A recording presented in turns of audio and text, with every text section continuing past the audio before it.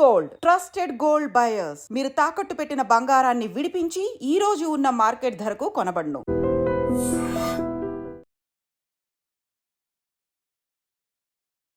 అందరికీ నమస్కారం. నేను Swaroopa Potlapalli. Welcome to trending topic.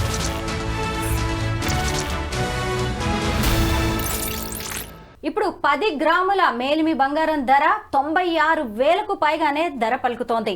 అయితే ఇంకొక వైపు చూసినప్పుడు జస్ట్ 2 రోజుల్లోనే 6,000కు ధరలు పెరగడం అనేది మనం చూస్తూ ఉన్నాం. ఎక్కడో అమెరికాలో డొనాల్డ్ ట్రంప్ నిర్ణయాలు తీసుకుంటుంటే అది మన దేశంలో బంగారు ధరల మీద ఆ ప్రభావం ఎలా పడుతోంది? ప్రస్తుతం నాతో పాటు CHSS ఫౌండర్ రమేష్ కన్నెగంటి గారు ఉన్నారు. ఆయనతో మాట్లాడి అనేక విషయాలు తెలుసుకుందాం. నమస్తే రమేష్ గారు. నమస్తే స్వరూప్ గారు. Very happy to sit with you and discuss about one of the most important topics. బంగారం అంటే ఇష్టం లేని వాళ్ళు ఎవరైనా ఉన్నారంటే మన తెలుగు ఫ్యామిలీలు కానీ భారతదేశం కానీ ఇంక వేరే దేశాల్లో కానీ.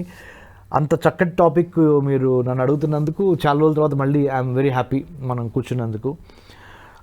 చెప్పండి, మీ ప్రశ్నలను సంధించండి, నేను సమాధానం చెప్తా. బంగారం రమేష్ గారు, ఎక్కడో అమెరికాలో చైనాలో తీసుకుంటున్న నిర్ణయాలు అనేవి మన దేశంలో బంగారం ధరలను ఎలా ప్రభావితం చేస్తున్నాయి? ఎందుకు మన దగ్గర రేట్లు ఇంతగా పెరిగిపోతున్నాయి? Very good. ఒక్క ఇండియాలోనే కాదు, ఒక ఆంధ్ర తెలంగాణలో కాదు, ప్రపంచవ్యాప్తంగా బంగారు ధరలు ఇప్పుడు ఎందుకు పెరుగుతున్నాయి అంటే ఆల్ ఆఫ్ ఎ సడన్ ఈ అమెరికా అధ్యక్షుడిగా ప్రమాణ స్వీకారం చేసిన డొనాల్డ్ ట్రంప్ గారి పుణ్యమా అని చైనాకి అమెరికాకి ఒక ట్రేడ్ వార్ అంటే ఒక వ్యాపారపరమైన యుద్ధం జరుగుతుంది. మీరు మా మీద ఇంత పొన్నేస్తే మేము అంత పొన్నేస్తాం, టారిఫ్స్ అంటారు ఇంగ్లీష్లో. ఈయన 125% టారిఫ్స్ చేశాడు చైనా మీద ఒకేసారి. వాళ్ళు మేము తక్కువ తిన్నామా అని వాళ్ళు ఒక 50, 60, 70, 80% వరకు వచ్చారు వాళ్ళు. ఈ రెండింటి మధ్య జరుగుతున్న గొడవ మూలాన డో జోన్స్ అని స్టాక్ మార్కెట్, అమెరికాలో న్యూయార్క్ స్టాక్ ఎక్స్చేంజ్ మార్కెట్, ఇవన్నీ విపరీతంగా అల్లకొల్లోలమైన stocks.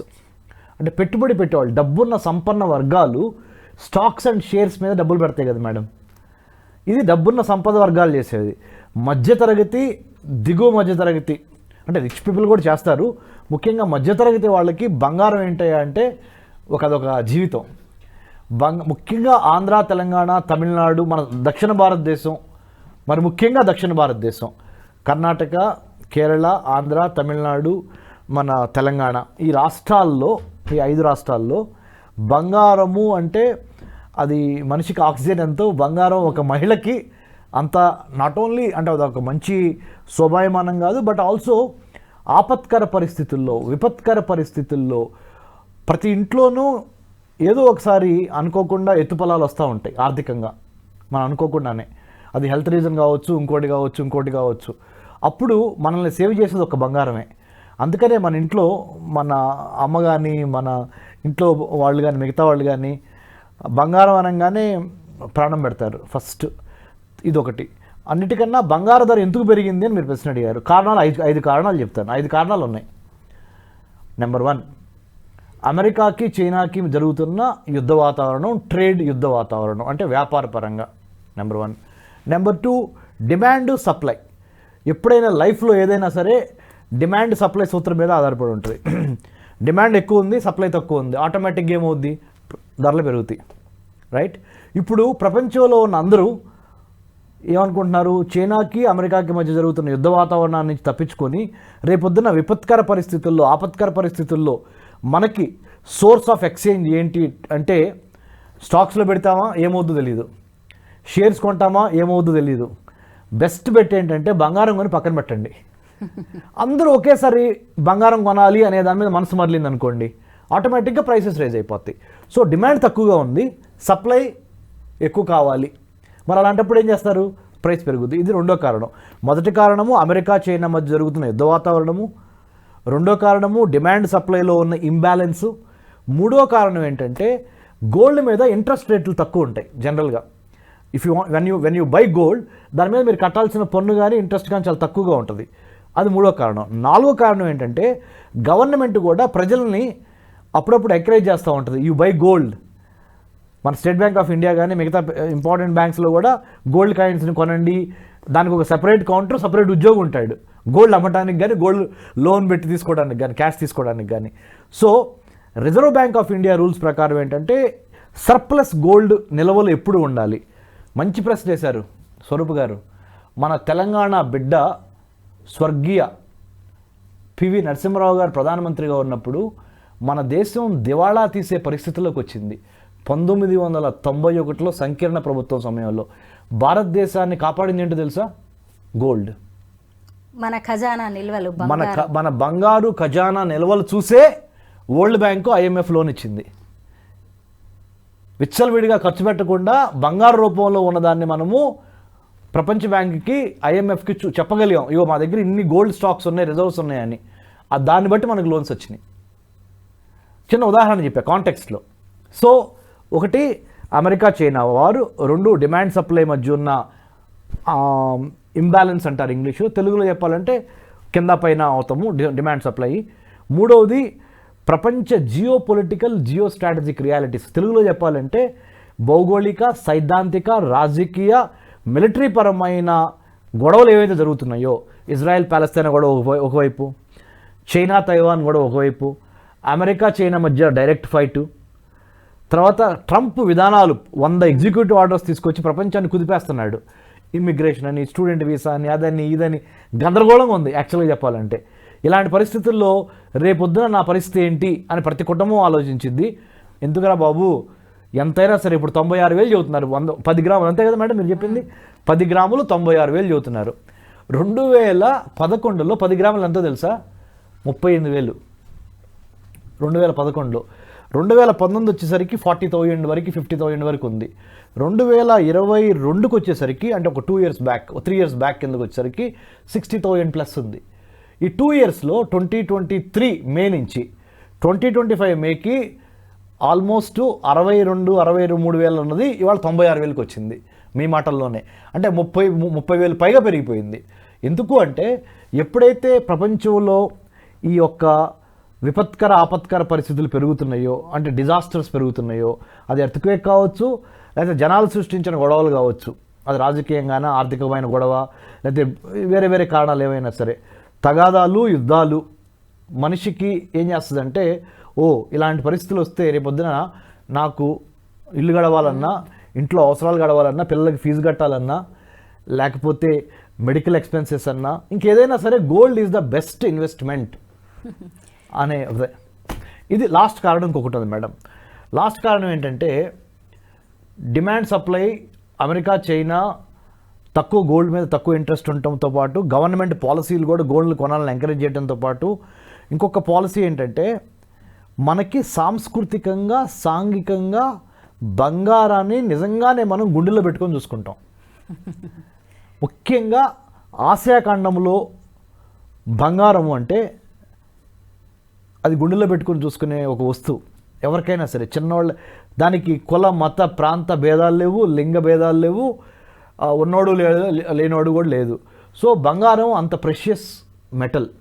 So cultural as well as social as well as historical, ఈ 3 సాంఘికంగా, మతపరంగా, సంస్కృతిపరంగా అన్ని రకాలుగా బంగారానికి ఉన్న ప్రాముఖ్యత మనకి వేదాల నుంచి ఇప్పటివరకు. సో ఈ సాంఘిక సాంస్కృతిక కారణాల మూలాన కూడా బంగారాన్ని నిజంగానే మనం బంగారంలాగా భావించి దాన్ని జాగ్రత్త పరుచుకుంటాం. ఈ 4-5 కారణాల మూలాన మనకి ఒకేసారి గోల్డ్ ప్రైస్ పెరిగింది. రమేష్ గారు, ఒకప్పుడు బంగారాన్ని ఆడవాళ్ళకి సంబంధించిన విషయంగానే చూసేవాళ్ళు, ముఖ్యంగా అదొక ఆభరణంగా చూసేవాళ్ళు, అలాగే స్టేటస్ సింబల్గా. ఇప్పుడు చూస్తే అదొక బిజినెస్ ప్రాపర్టీ అయిపోయింది. తీరా చూస్తేనేమో బంగారం ధర ఇక 1,00,000కు దగ్గరలో ఉంది. ఈ టైంలో బంగారం కొనొచ్చా లేదా? బంగారం ధర ఎప్పటికీ పడిపోయే ప్రసక్తి లేదు, అది వాడిపోదు, అది వీడిపోదు ఆ బంధం. సో మీకు కనుక వీలుంటే, వెసులుబాటు ఉంటే, better to buy gold and keep it as a investment. భూమి అంటేనే బంగారం కదా. బంగారం అన్నా కానీ భూమికి ఎంత విలువ ఉందో నెక్స్ట్ విలువ ఉంది ఏంటంటే బంగారమే. ఈ 2 కుడికన్ను ఎడంకన్నులాగా. If you wanted, if you have money, if you can invest, మీ దగ్గర డబ్బులుండి ఇన్వెస్ట్మెంట్ చేయగలిగితే, అవసరమైతే అప్పైనా చేసైనా మనం ఏం చేస్తాం, ఒక ఇల్లు కట్టి చూడు అంటాం, భూమి కొని ఇల్లు కట్టి చూడు అంటాము. తర్వాత మన తెలుగు వాళ్ళు ఏంటి, పెళ్లి చేసి చూడు అంటారు. రైట్. బంగారం అనేది నిజంగా బంగారు భవిష్యత్తుకి అదొక గొప్ప పెట్టుబడి. సో భూమి బంగారము, gold and land both are very precious. If you are able to buy God willing, భగవంతుని దయ వల్ల కొనగలిగితే పెట్టుకోవటమే బెటర్. ఇది నా సజెషను. ఎందుకంటే అమెరికన్ గవర్నమెంట్ని, అమెరికన్ పాలిటిక్స్ని, అమెరికన్ ఫారెన్ పాలసీని స్టడీ చేసి భారతీయుడిగా ఇక్కడుండి మన భారతీయ చరిత్ర, భారతీయ సంస్కృతి ఇవి తెలిసి అది తెలిసి రెండూ స్టడీ చేసి డాక్టరేట్ చేసిన ఒక అనుభవంతో చెప్తున్నాను నేను. ఏదో నోటికొచ్చింది లిప్ మీద చెప్పేది కాదు ఇది. After thorough research and it takes also common sense. It is not a rocket science, but still common సెన్స్ని కూడా ఒక్కోసారి ఎక్కువసార్లు చెప్పాల్సి వస్తుంది. సో డెఫినెట్గా madam, it's a very good question. And yes, anybody whoever is affordable, whoever can afford to buy, better to buy and keep it. Ramesh garu, 1,00,000 రూపాయలు పెట్టి తులం బంగారం కొనడం అనేది పేద మధ్య తరగతి వాళ్ళకి సాధ్యమయ్యే పని కాదు, నిజంగా చాలా కష్టమే. దీన్ని ఏ రూపంలో కొంటే మంచిది అంటారు? అంటే డబ్బుని ఎలా పొదుపు చేసుకొని ఏ స్కీమ్స్లో పెట్టి మనం బంగారం కొనుక్కుంటే మంచిది అంటారు? ఓకే, సో అంటే నేను జనరల్గా చెప్తూ ఉంటాను, దెర్ ఆర్ 5 ఫిట్నెసెస్ అండి. Physical fitness, emotional fitness, spiritual fitness, intellectual fitness, financial fitness. ఈ 5 పంచభూతాలు కలిస్తేనే మనం ఫిట్గా ఉంటాం. ఆ 5 పంచభూతాల్లో అతి ఇంపార్టెంట్ పంచభూతం ఏంటంటే ధనమేర మూలం, ఇది జగత్తుకి. సో ధనము విలువ తెలిసి నడుచుకోవాలని మనకు పాటలు కూడా ఉన్నాయి కదా. కాబట్టి better to invest with what ever little savings you have, better to go to A banker, maybe take some gold coins. ఎందుకంటే అక్కడ కల్తీ కానీ ఇంకో వేరే అంటే దాని ఏమంటారు చీటింగ్ చేసే అవకాశాలు కానీ తక్కువగా ఉంటాయి. There are so many private gold jewellers who are selling. We don't know ఆ బంగారంలో ఎంతవరకు కల్తీ ఉందో, ఎంతవరకు అది అడల్టరేటెడో మనకు తెలియదు. Better you go and buy gold sometimes, most of the times from the bank. తర్వాత ఇంకొక పెద్ద పొరపాటే జరుగుతుంది. దుబాయ్ నుంచి గోల్డ్ని తీసుకొని, ముఖ్యంగా రీసెంట్గా కర్ణాటకలో ఒక కేసు తెలుసు కదా మీకు, ఒక బ్యూటిఫుల్ యాక్ట్రెస్, ఒక ఐపీఎస్ ఆఫీసర్ గారికి సంబంధించిన బంధువు ఎంతో గోల్డ్ని over a period of last 6-7 months నుంచి దుబాయ్ నుంచి అక్రమంగా ఇండియాకి తరలించడము, ఇండియాలో దాన్ని మార్కెట్ చేయటము పట్టుబడింది. సో అట్లాంటి పనులు దిగజారకుండా మనకి అట్లాంటి చేయకుండా ఇండియాలోనే బ్యాంక్స్ ద్వారా any government authority, any government agency ద్వారా if you can procure, if you can buy gold, మీకు రేపు అమ్ముడుపోయేటప్పుడు కూడా దాంట్లో కల్తీ అనేది ఉండదు. మొత్తానికి బంగారం ధరలు పెరగడమే కానీ తగ్గే సూచనలు అయితే లేవు. ఈ మధ్య కాలంలో 55,000కు పడిపోతుంది బంగారం అన్నారు కానీ మనం అంతకి డబుల్ అయిన పరిస్థితులనే చూస్తూ ఉన్నాం. ఒకప్పుడు మనం ఒకవేళ 5 తులాలు కొందాం అనుకున్నది ఇప్పుడు 2 తులాలో 3 తులాలో ఎంతో కొంత అయితే కొనుక్కోవడం మంచిది. అలాగే గోల్డ్ షాప్స్లో ఇప్పుడు చాలా స్కీమ్స్ ఉంటున్నాయి, వాటిలో కూడా మనం సేవ్ చేసుకోవచ్చు. ఇంట్లో కూడా కొంత నెలకు 5,000 10,000 లేదంటే డబ్బులు ఉన్నప్పుడు ఒక కాయిన్ రూపంలోనో అలా కొని పెట్టుకోవడం అనేది చాలా మంచిది. Thank you so much Ramesh garu. Thank you.